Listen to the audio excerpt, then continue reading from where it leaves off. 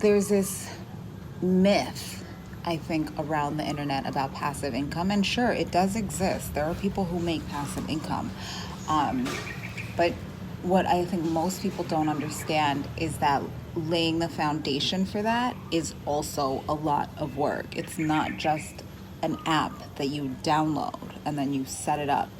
And then the other part of it is that whether it's passive income or whether you're online every week posting content or connecting with people or sending cold emails, which I do every year around this time. I send out a batch of cold emails because I just want people to, you just want my name out there and want my links, whatever. Whether you're doing that or not, it all comes back to people.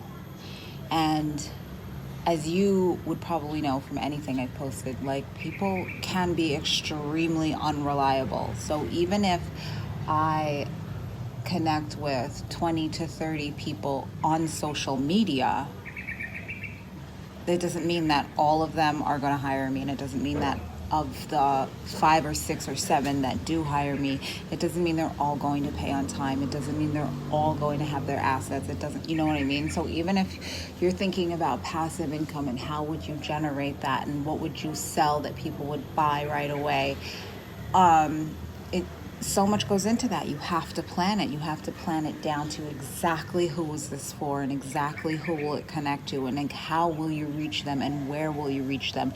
And then it's the numbers game, because if you want to sell, say you're selling, I don't know, some glorious magical ebook video combination, whatever, you're selling it for $20, maybe you are, and it's just going to improve everyone's life. Maybe it's how to eat better, maybe it's fitness, maybe it's a yoga thing, who knows, maybe it's how to make a website.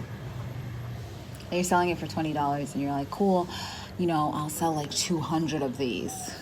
Okay, first of all, minimum, how are you going to reach exactly 200 people? And then it's like, well, you're not going to sell 100% of everyone that comes into contact with it. So what percentage would you probably reasonably sell? How would you know that?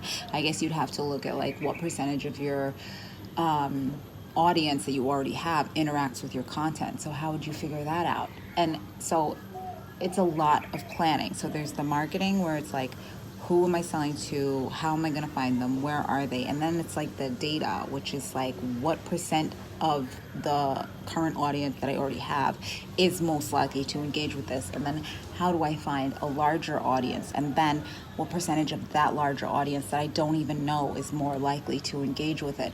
So again, it comes back to the fact that like you still have to put in a lot of work into the thing that you're doing before it even becomes passive. So it's weird. It's just like, people are like, oh my God, isn't that so exhausting? I mean, either way, we're doing work, right? Like, that's how it goes. Did you think you were just going to get money for free?